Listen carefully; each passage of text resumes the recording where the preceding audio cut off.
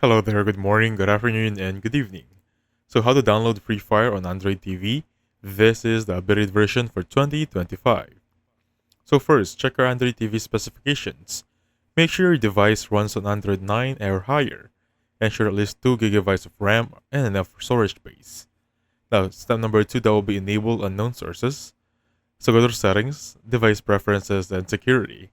Turn on install unknown applications from your browser or file manager. That is actually really important. Now, for the third one, that will be download Free Fire APK.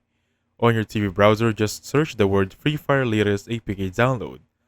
Use trusted sites like APK Pure or APK Mirror. Now download the APK file and install it. So look at the APK file, click install, follow on-screen prompts, and you'll be good to go. Step number 5, that will be connect a gamepad for this one. This is optional, but I strongly recommend you doing this. So Free Fire plays best with a Bluetooth game controller on TV. Pair with via settings, remote and accessories, and accessory. Launch and logged in and enjoy.